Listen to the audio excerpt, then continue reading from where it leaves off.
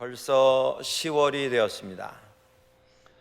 지나간 시간을 좀 돌아볼 수 있는 이런 마음, 이런 지혜를 가져야 하는 시점입니다.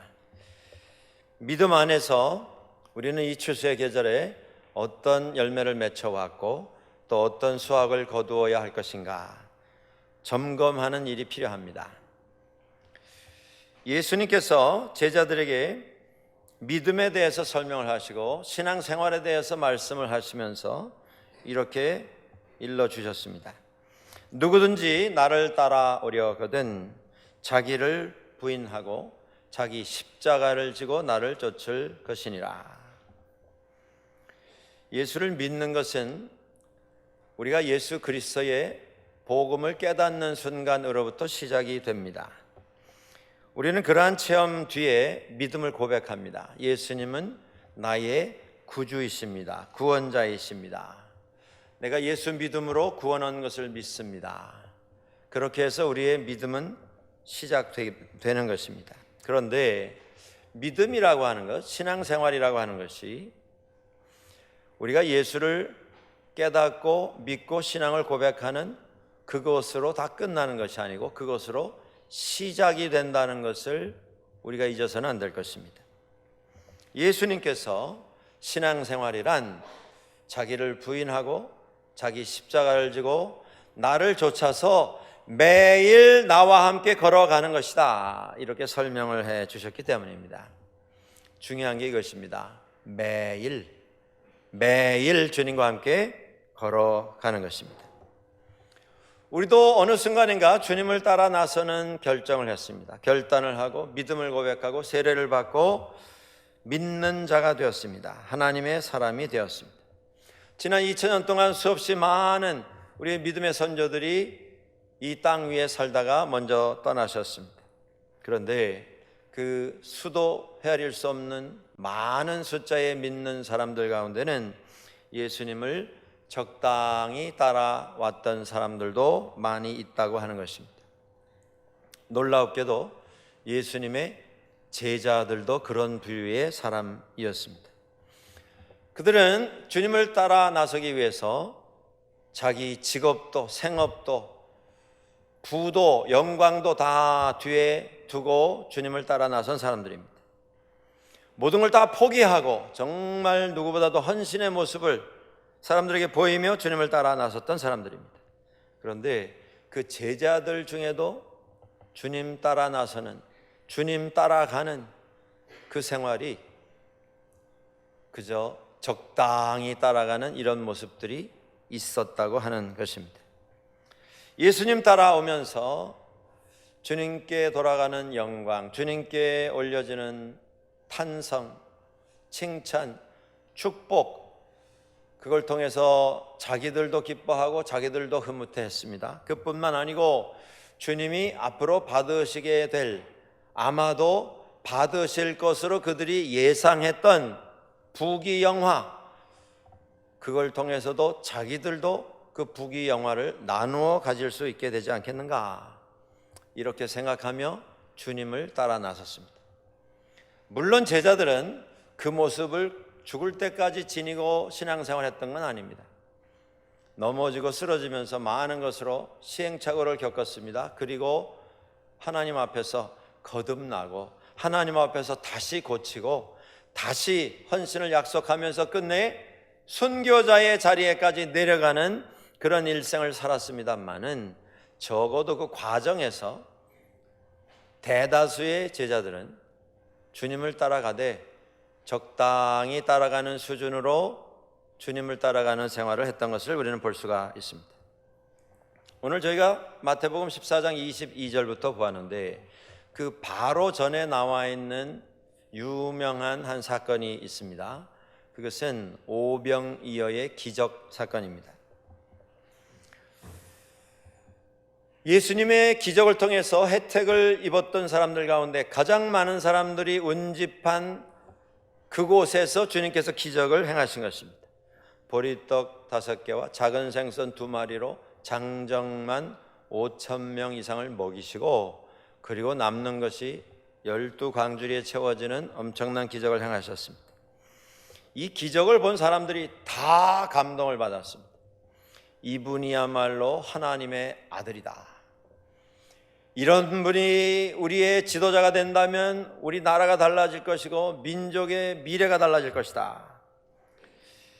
요한복음을 보면 요한복음 6장에 나옵니다. 16절에 똑같은 오병이어의 사건이 기록이 되는데 그 끝에 이런 말이 기록이 되고 있습니다. 사람들이 예수님을 억지로 잡아서 자신들의 왕으로 세우려고 했다.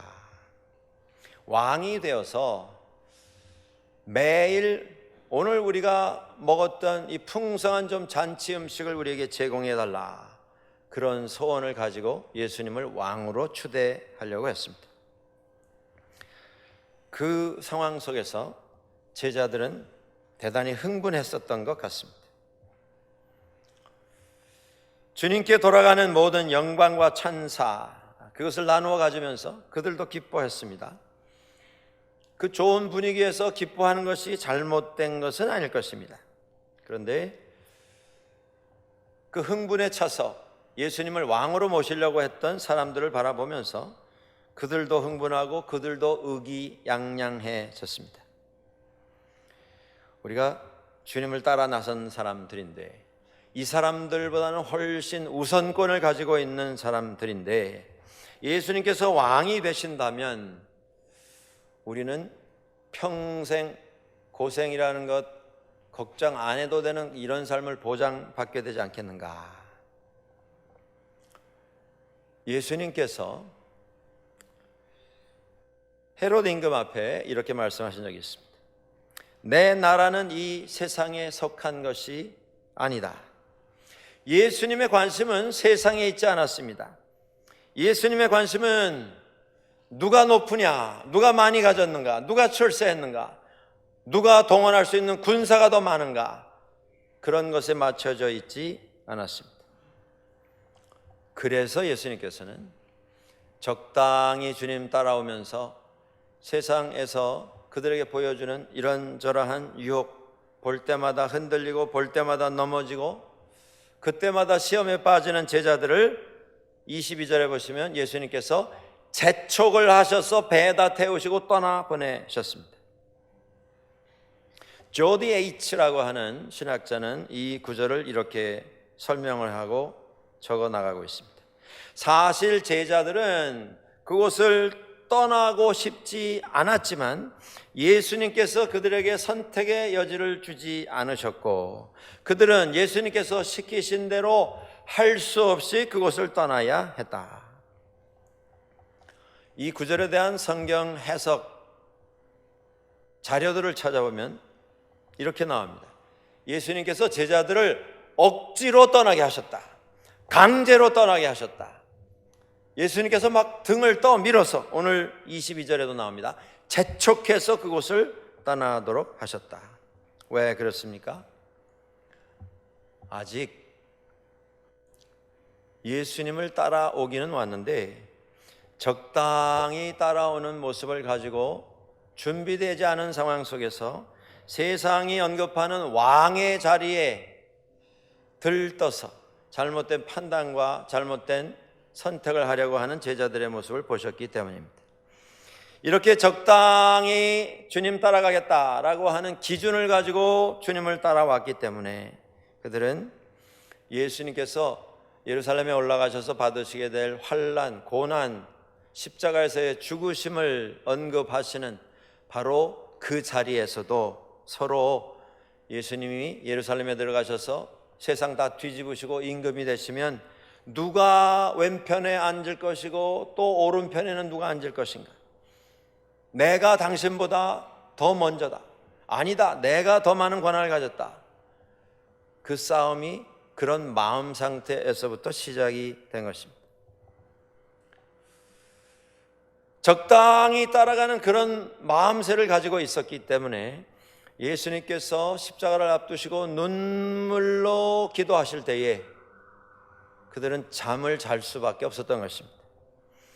주님께서 고난을 받으시는 그 자리에서 나는 예수를 모른다 부인할 수밖에 없었던 것입니다.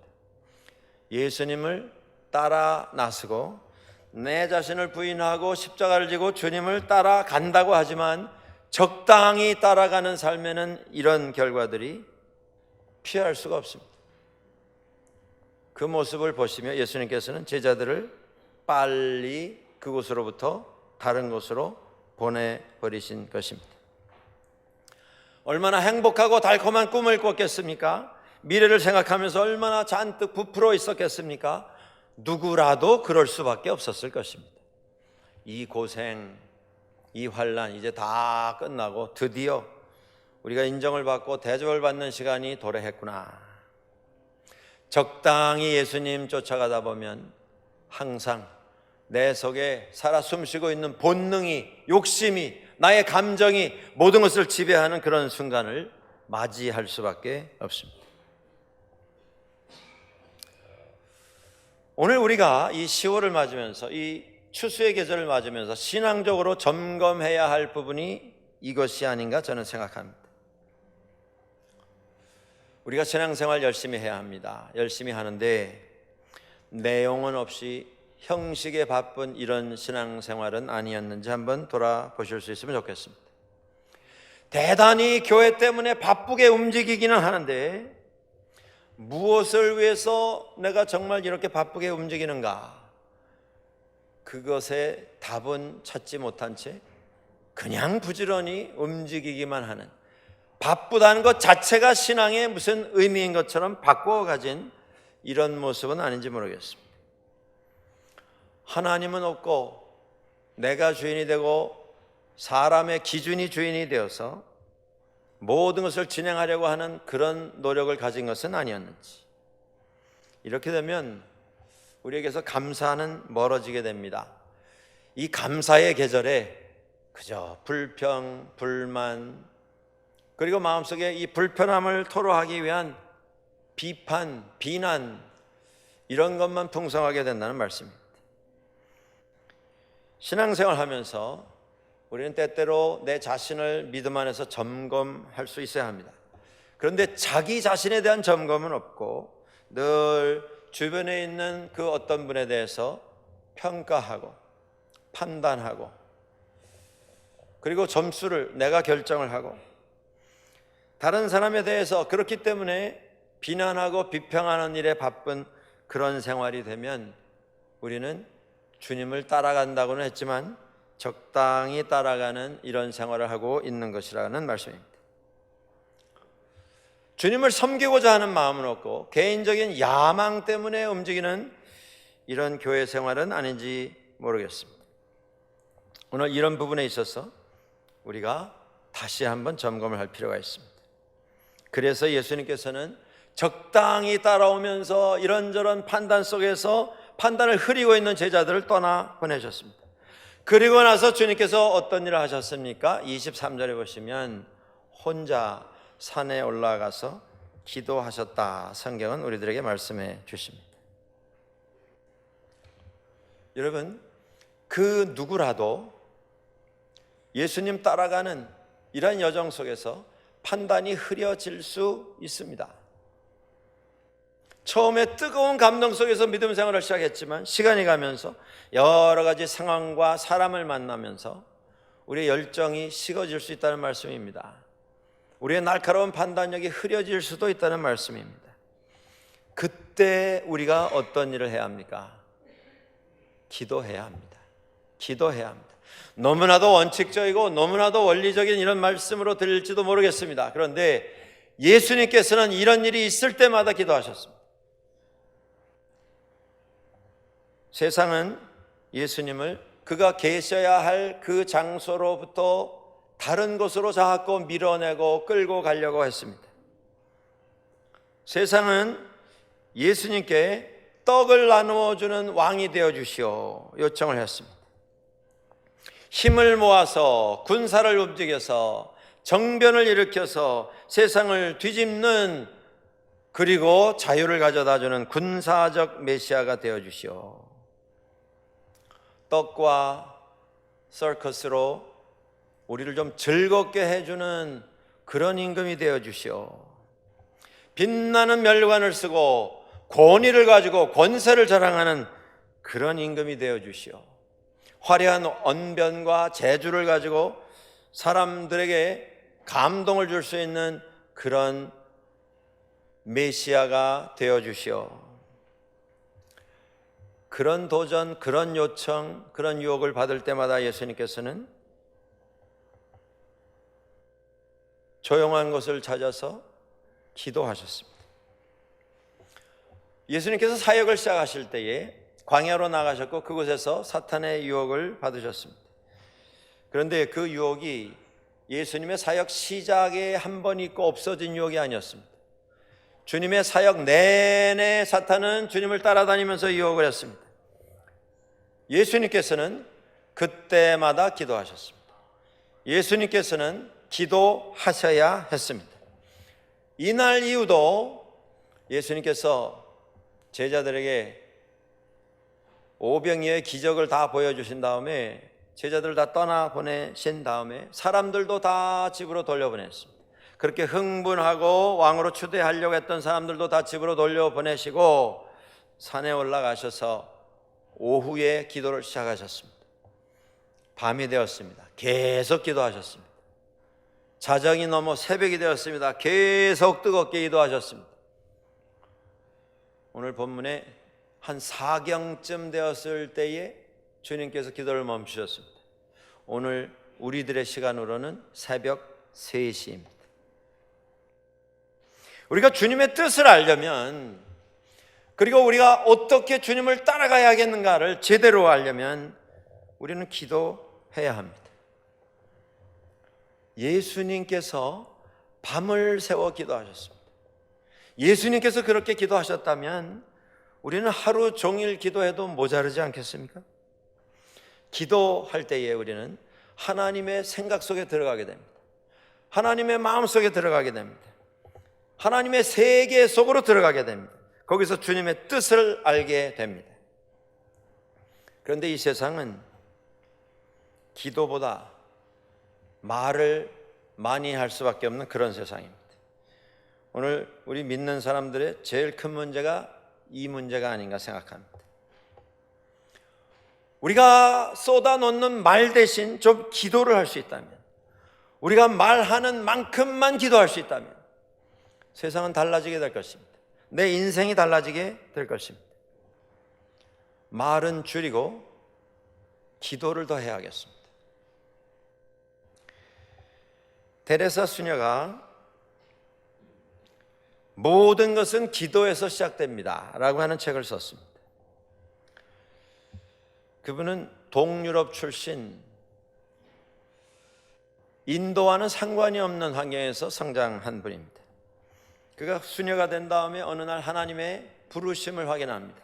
인도에 가서 그곳에 있는 길가에 나와 사는 거린들, 빈민들, 환자들, 병자들을 돌보는 일에 헌신해라. 그래서 가진 것 하나도 없이 빈 몸으로, 수녀의 몸으로 인도에 가서 평생을 보냈던 분입니다. 그 어려운 일을 그는 기도하면서 감당을 했습니다. 그분이 세상에 알려지고 많은 사람들의 관심의 대상이 되었을 때에 미국의 CBS 방송의 유명한 뉴스쇼에서 그를 초대를 했습니다. 댄 래서라고 하는 유명한 앵커가 그분을 초대를 해서 방송에서 이렇게 질문을 던졌습니다. 수녀님은 늘 기도하면서 이 일을 진행을 해 오셨는데, 기도를 많이 하는 것으로 저희가 알고 있는데, 수녀님이 하나님께 기도하실 때 뭐라고 기도하십니까? 말주변이 참 없는 분입니다, 이분은. 근데 그분이 조용히 고개 숙이고 있다가 머리를 들고 이렇게 대답을 했습니다. 네, 저는 기도할 때 그냥 대체로 듣습니다. 그러니까 앵커가 질문을 했는데 질문하고서는 좀 당황을 한 것입니다. 이분이 뭐라고 기도하는지, 뭐라고 말하는지를 듣고 싶었는데, 그래서 바로 질문을 바꿔서 두 번째 질문을 던졌습니다. 그러면 수녀님이 들으실 때에 하나님은 뭐라고 말씀하시나요? 그랬더니 또 그 테레사 수녀가 잠깐 숨을 멈췄다가 이렇게 말했습니다. 그분도 그냥 듣기만 하십니다. 저는 이 짤막한 소식을 들으면서 많은 것을 생각을 해 봤습니다. 우리 신앙인들이 너무 바쁘게 신앙생활하고 있는 것은 아닙니까? 너무 바빠서 기도조차도 할 수 없을 정도로 우리가 뛰어다니고 있는 건 아닙니까? 바쁘기 위해서 바쁜 것 아닙니까 혹시? 기도보다 말을 먼저 해야 하기 때문에 말하기 위해서 바쁜 것은 아닙니까? 입이 열려 있으면 입이 열려 있는 만큼 마음이 닫힌다, 그런 말이 있습니다. 마음이 닫히면 귀는 자동적으로 닫히게 되어 있습니다. 믿는 사람들이 하나님 앞에서까지 너무 많은 말을 하면서 귀를 막은 채 우리가 하나님 따라가고 있다, 적당히 따라가면서 잘 따라가고 있는 것처럼 착각하면서 생활하고 있는 건 아닌지 모르겠습니다. 여러분들, 주님 따라가면서 적당히 부담 없이 따라가는 게 난 편하다, 그런 생각이 드는 그 순간 우리는 기도를 시작해야 합니다. 말이 하고 싶을 때 우리가 기도를 시작해야 할 시간입니다. 불평, 불만, 비난과 책망의 소리 쏟아붓고 싶을 때 그때 먼저 우리는 기도할 수 있어야 합니다. 내가 이렇게까지 했는데 이제 좀 대접받아야 되는 것 아닌가 라고 하는 그런 생각이 내 속에서 꿈틀거리는 것을 느낄 때에 우리는 기도를 시작해야 합니다. 하나님의 자리를 준비해 놓지 아니하고 그 자리에 내가 올라가서 내 기준으로, 내 판단으로, 내 계획으로 모든 것을 움직이고 그렇게 되는 것을 보면서 이 세상에서 찾을 수 없었던 희열을 느끼는 그런 감각이 내 속에서 꿈틀거릴 때 우리는 기도를 시작해야 합니다. 내 명예, 내 자존심, 내 욕심, 이것이 내 속에서 꿈틀거리며 힘을 발휘하려고 할 때 우리는 하나님 앞에 엎드려야 합니다. 그리고 기도해야 합니다.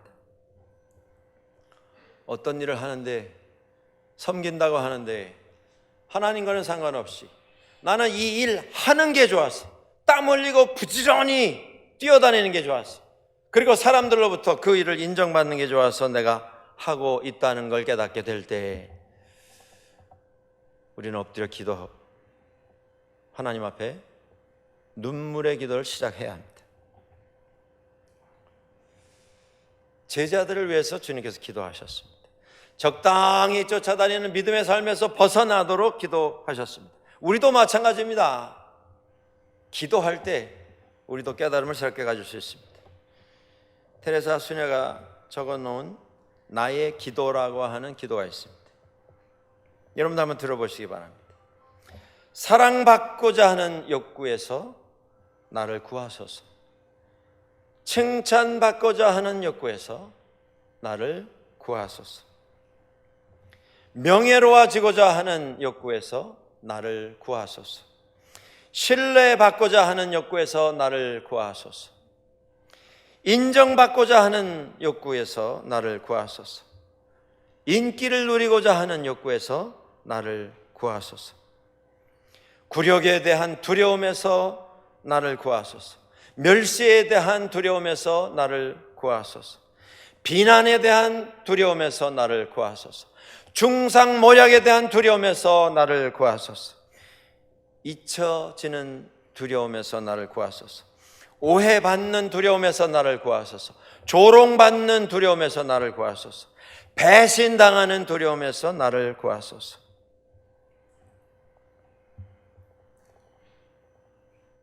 주님을 우리가 제대로 따라가는 신앙생활이 되어야 되지 않겠습니까? 우리는 기도하면서 오늘까지 지내왔습니까? 주님 따라가기 위해서 정말 신실하게 붙들고 기도하고 있습니까? 그래서 적당한 수준에서 부담 없이 신앙생활, 믿음생활 유지하겠다, 그 수준에 만족하고 그저 남들 앞에 신앙생활 하는 것처럼 보이는 것에 만족하는 이런 발걸음은 아니었는지 모르겠습니다. 기도하는 사람은 극복할 수 있습니다. 이길 수 있습니다. 주님께서 은혜를 주시기 때문입니다. 예수님께서 제자들이 타고 있던 배로 다가오셨습니다. 그 배를 타고 있었던 제자들이 배가 침몰하여 다 죽게 되었던 순간입니다. 깜깜한 밤중에 풍랑이 쳐서 배가 가라앉게 되었는데, 한번 여러분들 이 장면을 상상을 해보십시오. 저쪽에서 하얀 옷을 바람에 휘날리면서 물 위를 걸어오는 형체가 보였습니다. 당연히 사람들이 두려워할 수밖에 없었습니다. 귀신이다, 유령이다 소란이 났습니다. 제자들은 마치 깜짝 놀란 도둑 고양이처럼 비명을 질러댔습니다. 주님께서 오셨습니다. 나다. 두려워하지 말라. 그때 베드로가 한 말이 있습니다. 28절입니다. 주여, 만일 주님이시거든 나를 명하사 물 위로 오라 하소서. 예수님께서 오라 하셨습니다. 베드로가 내려서 물 위로 걸어서 예수님께 다가갔습니다. 어렸을 때 물 위를 한번 걸어보자, 동네 애들과 함께 그런 모험을 한번 해본 적이 있습니다. 뭐 되지도 않는 소리죠. 만화 영화에서 보고서 한번 흉내를 내본 것입니다. 어렸을 때 동네 애들하고 계단 끝에, 이렇게 계단이 떨어지는 곳에 만화 영화에 보니까 눈 감고 눈을 뭐를 가리고서 걸으면 밑바닥이 꺼지는 걸 모를 때는 공중에서 한 2걸음 그냥 가는 장면이 많이 나오지 않습니까? 만화 영화니까. 그걸 보고 우리도 눈 가리고 걸으면 1걸음 정도는 공중에 머물 수 있지 않을까. 수십 번 해봤습니다. 결과는 똑같습니다. 4발 달린 짐승으로 물 위를 걸을 수 있는 존재는 세상에 아무도 없습니다. 동물의 왕국이라고 하는 프로그램을 보니까 도마뱀 하나가 물 위를 걸어 다니는 도마뱀이 있습니다. 2발로 서서 얼마나 발을 빨리 움직이는지 물에 빠지기 전에 물을 건너가는 그런 도마뱀이 있습니다. 그 도마뱀 이름이 바실리스크라고 하는 도마뱀입니다. 근데 그 도마뱀에 별명이 붙어 있습니다. 예수 도마뱀. 어떤 분이 연구를 해서 발표를 했습니다. 그 도마뱀이 물 위를 걷는 비결이 있답니다. 그게 뭐냐면 디딘 발이 물에 빠지기 전에 다른 발을 또 내딛는답니다. 아주 쉽죠? 여러분들 그 비결을 터득하시면 여러분들도 걸으실 수 있습니다. 베드로가 지금 자연의 법칙으로는 절대 불가능한 것을 요청을 했습니다. 예수님께서 허락하셨습니다. 그리고 물 위로 내려갔습니다. 진짜 걸었습니다. 다 성공한 것처럼 보였습니다. 그런데 빠졌습니다. 왜 그렇습니까? 그가 적당히 믿는 믿음의 발걸음을 가졌기 때문입니다. 빠져서 소리를 질렀습니다. 주여, 제가 죽게 됐습니다. 저를 건져 주십시오. 예수님께서 그를 건지신 다음에 책망을 하셨습니다. 믿음이 작은 자여, 왜 의심하였느냐. 베드로라고 하는 이름은 원래는 시몬이라고 하는 이름을 가진 이 사람에게 예수님께서 지어주신 이름입니다.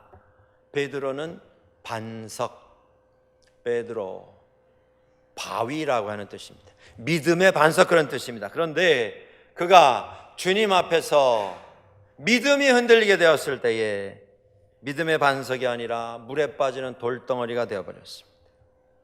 문제는 믿음이 없었던 것이 아니라 있었는데 흔들렸습니다. 여러분들, 이것이 베드로만의 이야기겠습니까? 우리는 다 믿음을 가지고 주님을 따라 나서겠다고 하는 생각을 가지고 있습니다. 그런데 우리의 믿음도 흔들립니다. 어려움이 있을 때, 걱정이 있을 때, 건강의 문제가 오랫동안 지속될 때, 경제적인 문제 속에서 고생하게 될 때, 인간관계 속에서 상처를 받을 때, 우리도 믿음이 흔들립니다. 초대교회 사람들 얼마나 훌륭한 믿음의 소유자들입니까? 성경에 나와 있는 믿음의 위인들 감동을 우리에게 선사하지 않습니까? 그래도 그분들은 하나님 앞에 특별한 경험을 허락받았던 사람입니다.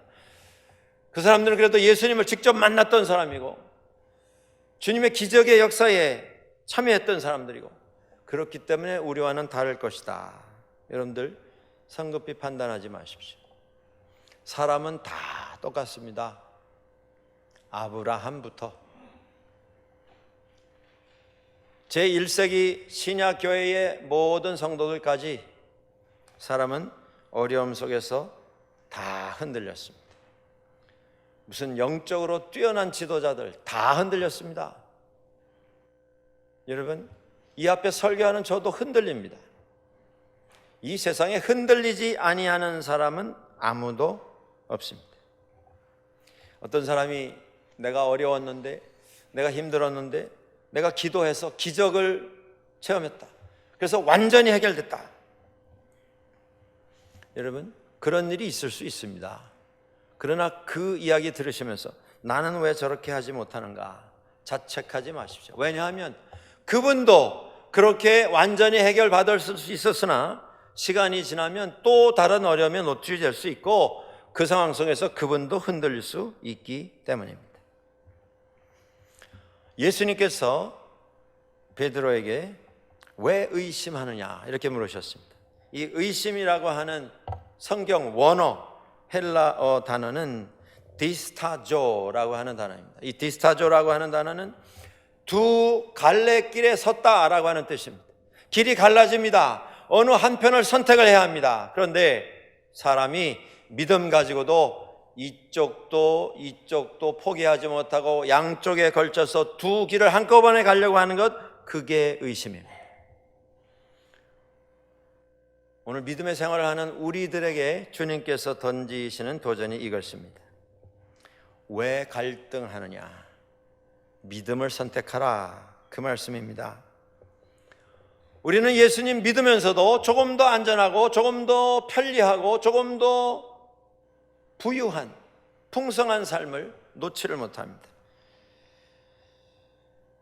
그래서 주님을 완전히 선택하지 못하고 양쪽 다 잡으려고 하기 때문에 우리는 실패합니다.